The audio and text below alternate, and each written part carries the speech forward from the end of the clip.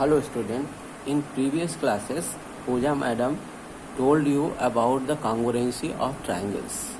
In today's class I am going to discuss how to prove two triangles are congruent. There are four criteria for proving congruency of triangle. First criteria is side angle side. Second is angle side angle. Third is side side side. And fourth is right angle, hypotenuse and side, RHS.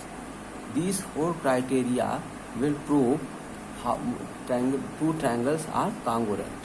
First, I am going to prove first condition, side angle side. First I prove side angle side. Statement first theorem statement क्या है देखिए. Theorem two triangles are congruent. Two triangles are congruent. Two triangles are congruent if two sides and the included angle, if two sides and the included angle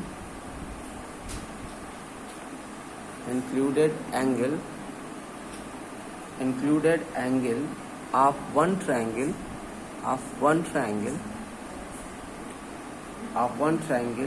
are equal to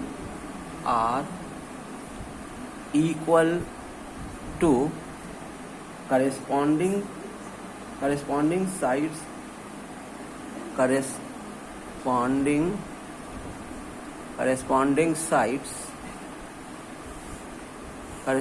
sides and the included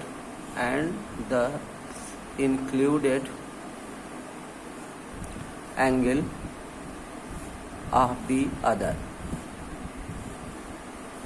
okay. And proof में देखिए सबसे पहले given क्या है. Two triangles ABC and DEF. क्या given है. Two triangles ABC and triangle DEF. Second क्या है. DF. Such that AB is equal to DE and AC is equal to DF and angle A is equal to angle D. अब हम figure बना दें. देखिए दो triangles को. First is this angle ABC, triangle ABC. Second is this triangle ये है DEF. Given क्या है. AB is equal to DE, AC is equal to DF and angle A equal to angle D. ये angle और ये angle equal है. अब हमको प्रूव करना है. देखिए टू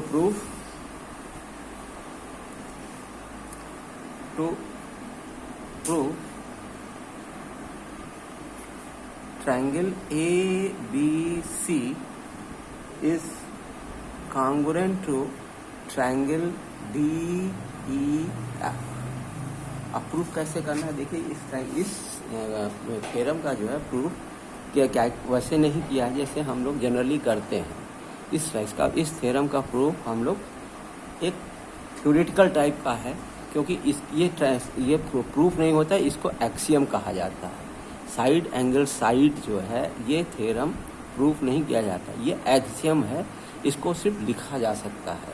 देखिए कैसे लिखते हैं इसका जो प्रूफ कैसे लिखते हैं. प्रूफ देखिए. if if side AB covers put over side DE, this side is put on side D, then this vertex A will cover D and point B cover E. Okay और ये given है angle A equal to angle D. अगर आप इसको इस पर इस तरीके से उठाकर रख दीजिए तो क्या होगा, अगर ये और ये एक दूसरे को कवर कर रहे हैं, ये एंगल और ये एंगल इक्वल है, तो ये भी और ये गिवन है कि ये AC is equal to DF, तो क्या होगा कि BC is equal to EF.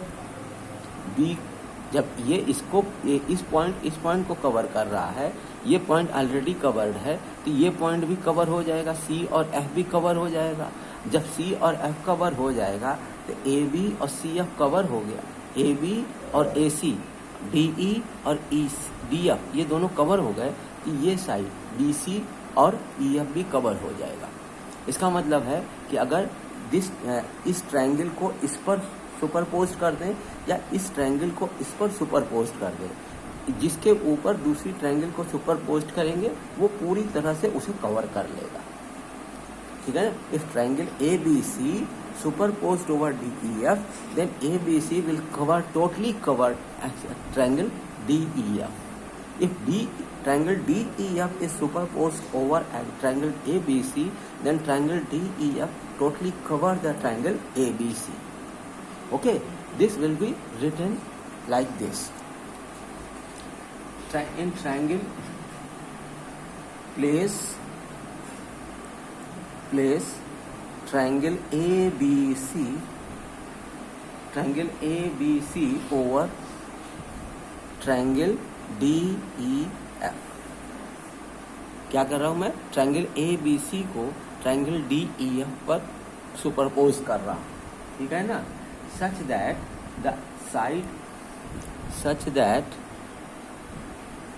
the side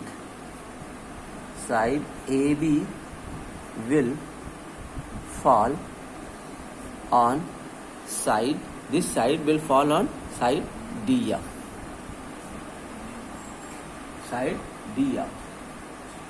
Then vertex A falls on vertex D. Vertex A fall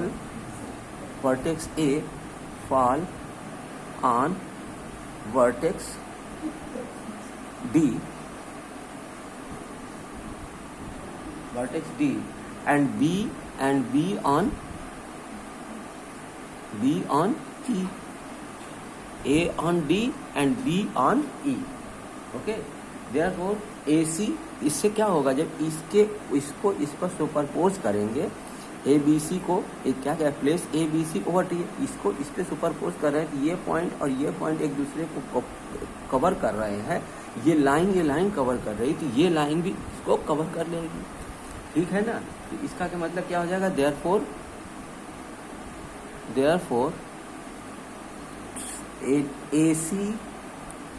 AC will cover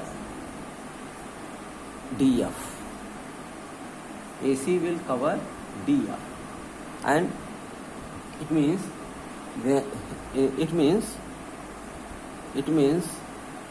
AC is equal to DF, which is given. Then this, it means A falls on D, C falls on F, C falls on F. This means A falls on D, then C falls on F. C falls on F. Therefore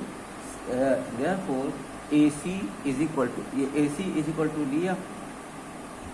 If B, यहाँ से देखिए, if B falls on E and C falls on F, this means BC is equal to EF. That if B falls on E and C falls on F, then BC is equal to EF। ठीक है, अब देखिए ये side क्या हो गए, ये side और ये साइड और ये एंगल, ये साइड ये साइड और ये एंगल दोनों इक्वल हो गए। जब ये दोनों इक्वल हो गए तो ये दोनों ट्रायंगल क्या हो गए, कॉन्ग्रुएंट हो गए। The triangle ABC is congruent to triangle DEF। अब ध्यान देने की चीज है कि congruency side angle side proof करते समय हमें एक चीज का विशेष रूप से ध्यान रखना है। ध्यान दीजिएगा कि दो साइड और इंक्लूडेड एंगल होना चाहिए। मतलब साइड AB और साइड AC, तो इसका साइड DE और साइड DF, इन दोनों के बीच का एंगल क्या है, इसका इस AB AC के बीच का एंगल A है और DE और DF का बीच का एंगल D है। तो दो साइड और उनके बीच का angle included angle, two sides and included angles, if these are equal then the triangle is congruent by SAS criteria. ये हो सकता है कि आपके पास ये साइड इक्वल मिले और ये एंगल इक्वल मिले, तो इससे साइड एंगल साइड क्राइटेरिया नहीं बनती है। ठीक है ना, क्योंकि इसमें एंगल इंक्लूडेड एंगल नहीं है। हमेशा प्रूफ करते समय हमें ध्यान देना है कि दो साइड के साथ साथ उनका एंगल उनके बीच का होना चाहिए, इंक्लूडेड एंगल होना चाहिए, तभी side angle side criteria proof होगी। Otherwise side angle side criteria नहीं प्रूफ होगी। क्या आपका कोई भी दो साइड कोई एक एंगल नहीं, two sides one included angle, two sides and included angle of one triangle is equal to the two sides and included angle of other triangle, then the triangles are congruent by SAS criteria. Okay, I am going to show you a proof on the basis of this proof, this criteria। देखिए problem क्या है, problem क्या है, एक तरीके की theorem है जो आगे आप लोगों को बहुत यूज़ करना है। इसको आपको लोगों को याद रखना है, ठीक है, हमेशा याद रखना है, जिससे इसको प्रूफ कैसे करना है। देखिए थ्योरम देखिए, angles opposite to the angles opposite to the angle opposite to the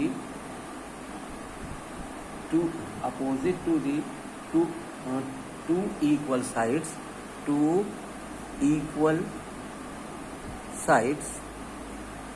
equal sides of a triangle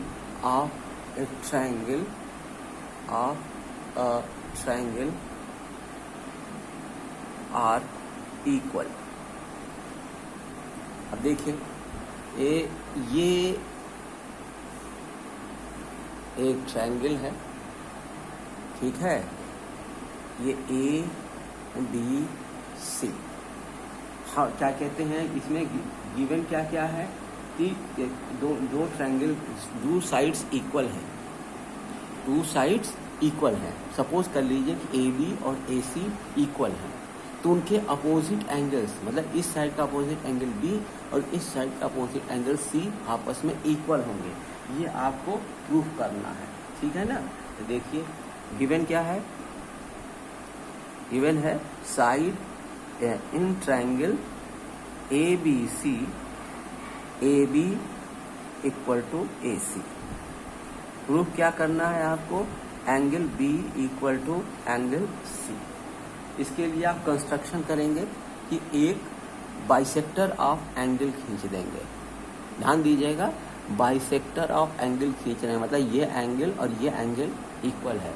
bisector of angle का मतलब ये नहीं है कि ये साइड को भी क्या कहते हैं इक्वल पार्ट में डिवाइड करेगा। ध्यान रखिएगा, बाइसेक्टर ऑफ एंगल एंगल को बाइसेक्ट करेगा, साइड को बाइसेक्ट नहीं करेगा। बाइसेक्टर ऑफ साइड को बाइसेक्ट करेगा, एंगल को बाइसेक्ट करेगा कि नहीं करेगा ये नहीं कहा जा सकता। ये कंडीशन दोनों के लिए है, ठीक है। तो कंस्ट्रक्शन लिख दीजिए, कंस्ट्रक्शन क्या है, draw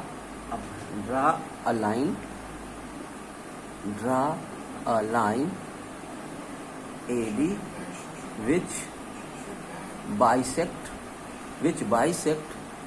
the angle A,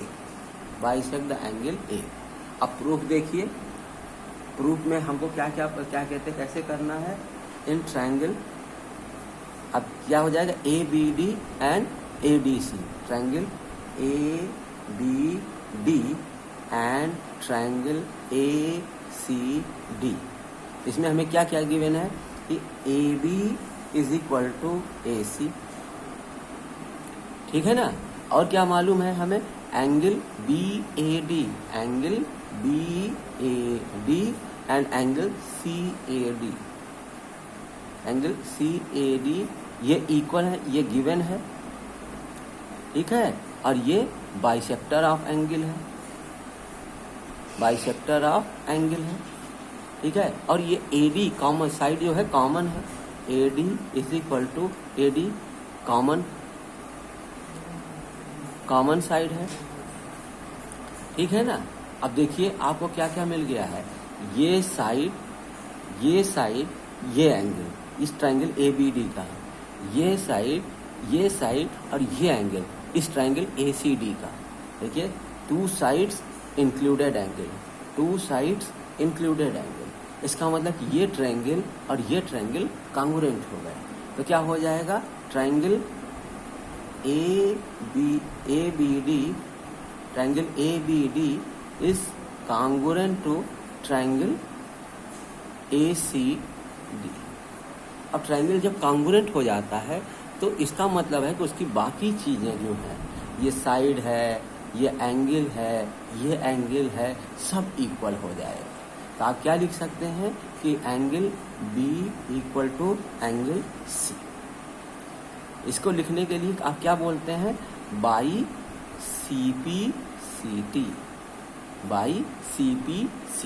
CPCT का मतलब क्या होता है, करस्पॉन्डिंग पार्ट्स ऑफ कांग्रुएंट